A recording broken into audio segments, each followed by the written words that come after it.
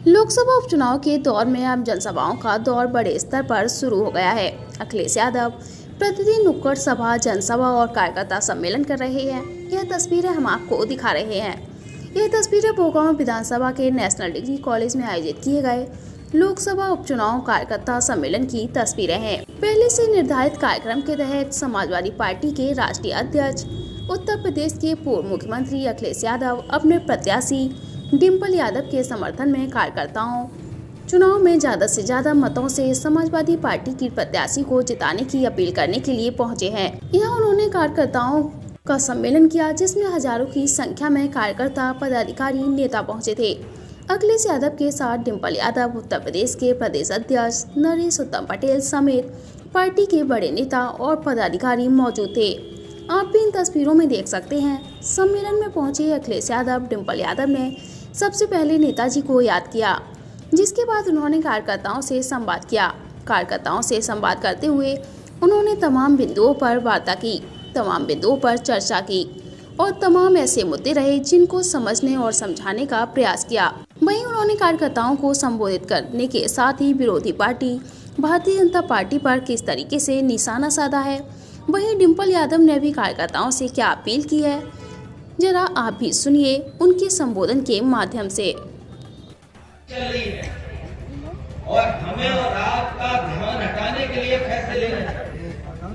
जब ये चुनाव मैनपुरी का हो रहा है तो आपने इनके नेताओं के स्टेटमेंट भी सुने होंगे।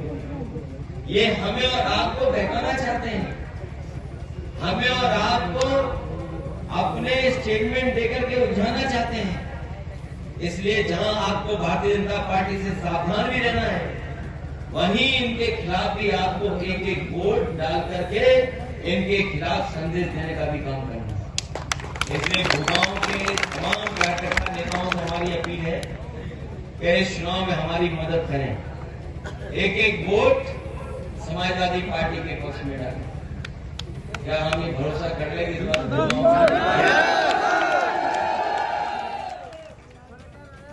भोगांव में इतना शायद तो सोचिए और विधानसभाओं की कितनी ऐतिहासिक बल्कि ये संदेश देने वाला भी चुनाव है। इसलिए हमारे जितने कार्यकर्ता हैं यहाँ पर, जो पीछे बैठे हैं, आगे हैं, दाईं तरफ हैं, हमारी सबसे अपील है कि इस चुनाव को अपना चुनाव समझ करके, और ये चुनाव ऐसा चुनाव है जिसका संदेश देश में जाएगा, क्योंकि इकलौता लोकसभा का चुनाव हो रहा है और नेताजी के न रहने पर चुनाव हो रहा है। इसलिए पूरे देश की निगाह अगर किसी चुनाव पर है तो वो मैनपुरी लोकसभा के चुनाव पर पूरे के पूरे देश की निगाह है। इसलिए पूरी जिम्मेदारी से और पूरी ईमानदारी से इस चुनाव को आप जिताने का काम करना, यही निवेदन, यही अपील मैं आपसे करना हूं। मुझे पूरा भरोसा है कि 5 तारीख को भोगांव की जनता एक एक वोट समाजवादी पार्टी के पक्ष में डालेगी।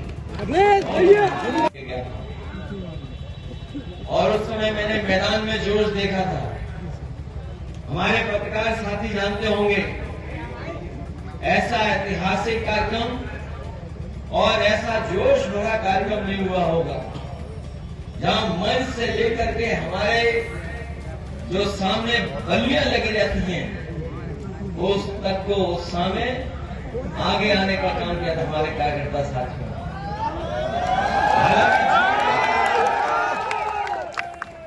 वो चुनाव भी आपने जिताने का काम किया था, लेकिन कुछ वोटों से हम लोग पीछे रह गए। लेकिन इस बार हमें लग रहा है न केवल जिताओगे, बल्कि 1 लाख से ज्यादा वोट समाजवादी पार्टी को इस बार मिलने जा रहे हैं। भैया जरूर जीते तुम। सरकार तो बन गई उनकी, सरकारी बदलाव दिखाई दे रहा होगा। 5 साल हो और लगभग 1 साल हो गया है, अभी भी ये सरकार गड्ढा भरने का काम कर रही है, अभी भी गड्ढे नहीं भर पाई है। और पहली बार देखने को मिल रहा है कि डेंगू जैसी बीमारी का भी ये इलाज नहीं करा पा रहे हैं। जहां डेंगू से बचाव के लिए जो इंतजाम करना चाहिए, जो सामान्य बीमारी है उसका भी बचाव नहीं कर पा रहे। और न केवल स्वास्थ्य से लेकर के तमाम व्यवस्थाएं खत्म हो गई हैं, वहीं आपने देखा होगा कि भ्रष्टाचार से लेकर के बेरोजगारी बढ़ी है। मुझे याद है फरक्काबाद में अभी अग्निवीर के नाम पर 1,37,000 नौजवानों ने फॉर्म भरे थे। लगभग 12 जिलों की भर्ती थी। 1,37,000 से लोगों ने फॉर्म भरे, लेकिन बीजेपी वाले अभी तक नहीं बता पा रहे कि कितने लोगों को अग्निवीर बना दिया होगा। श्री राजीव वर्मा जी, श्री कुमार सिंह वर्मा जी, श्री चंद्रभूषण सिंह जी, श्रीमती सरिता साके जी, श्री राम सागर जी, श्री नीरज साके जी और मंच पे उपस्थित जितने भी सम्मानित नेतागण हैं, सूची बहुत बड़ी है, तो मैं आप सबको प्रणाम करती हूँ।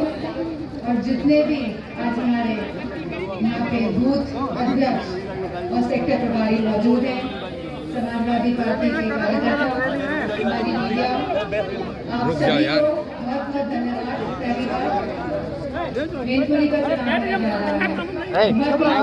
होने जा रहा है। और नेताजी के हृदय में हमेशा मैनपुरी बसा था। नेताजी का एक भावनात्मक रिश्ता था मैनपुरी के साथ, और इस रिश्ते को आगे बढ़ाने का काम हमें और साथ ही में अखिलेश जी भी करने जाएंगे। मुझे पूरी उम्मीद है कि भोगांव की जनता हमारा साथ देंगी और आप सब इस कार्य को सफल बनाने में हमारा साथ देंगे। देंगे कि नहीं देंगे? मैनपुरी का विकास ही हमारी प्राथमिकता होगी। जैसे नेताजी सबको लेके आगे बढ़े थे, सबके लिए लड़े थे, चाहे वे महिलाएं हो, चाहे वो हमारे किसान भाई बहन हो, चाहे हमारे नौजवान साथी हो, चाहे पिछड़े हो, दलित हो, अल्पसंख्यक हो, चाहे शोषित हो, वंचित लोग हो, सबको लेके आगे बढ़े थे। उसी प्रकार उन्हीं विचारों पे, उन्हीं सिद्धांतों पे हमको आगे जाना है और नेताजी की साइकिल को आगे बढ़ाना है। मन में हम सभी के ये विचार तो आता ही है कि ये चुनाव इतनी जल्दी क्यों हो रहे हैं, और इन विचारों को मैं समझती हूँ आप सबके मन में भी विचार आ रहा होगा कि चुनाव 40 दिन पहले से भी घोषित कर दिए गए, लेकिन हम इलेक्शन कमीशन का पूरा सम्मान करते हैं।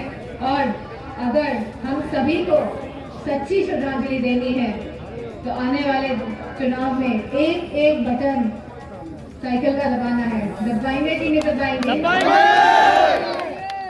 महिलाएं मुझे कम दिख रही है यहाँ पे, तो मैं आप सब लोगों से मेरी प्रार्थना है कि आप लोग माध्यम बने कि सब महिलाओं को बाहर निकालेंगे और एक एक वोट साइकिल पर दबाने का काम करेंगे। और यह नेताजी का चुनाव है, ये मेरा चुनाव